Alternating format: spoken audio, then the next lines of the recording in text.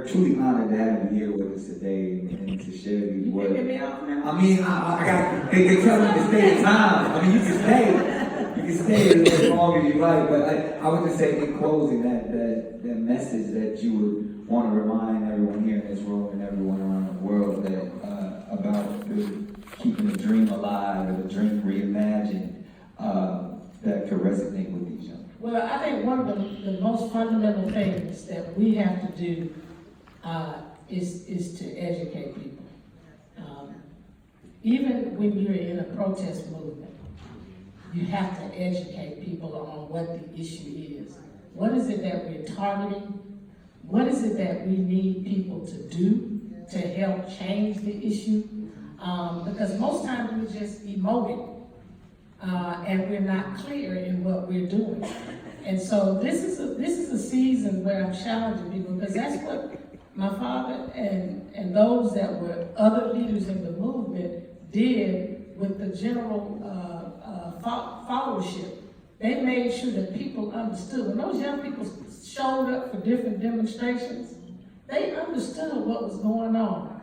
They understood what was required because people were educating them and preparing them. And so when they stood up, they understood that we can't just hit back. They understood that we're doing this because we want to make sure that we as young people can readily go in any establishment and be treated with dignity and respect. They had an understanding of that. And so this time we have to do that in this season. We have to massively educate. Not just I was talking to a friend of mine, Ronald Hobson here, who's a banker. We've got to educate, as I said earlier, our community and not to the exclusion of any generation. And we got to educate other communities on who we are as a people, the things that still are persistent today in the Black community, the grave disparities that are still apparent. We have to educate people so that they can become more involved in what the struggle is about, because there's still not equity in America. There's still not justice for all in America. And so my challenge is that we do that, because we failed to do that during the season as African Americans, and we lost ground because we were so caught up in making a living that we didn't make a life for the next generation and help them to understand the story. So we got to recapture that. Because there's a disconnect right now. And I personally just want to apologize to the next generations for how we failed you in that regard. We did not educate you enough. We did not prepare you enough. And so I'm apologizing for all of us who did not step up to the plate and do what other generations did for us.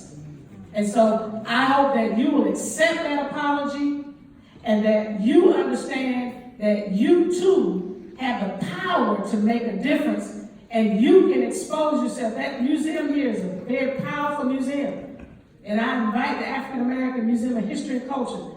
I also invite you to visit Montgomery, Alabama, where the movement started, to see the Legacy Museum, from enslavement to mass incarceration, to see how white supremacy has traveled through time and is embedded in our system, so we understand how we can dismantle that. And the lynching memorial that's there, that's part of the education, so that our eyes can be awakened. And invite someone from other cultures to come with you, because we can't do this alone. We have to do it together.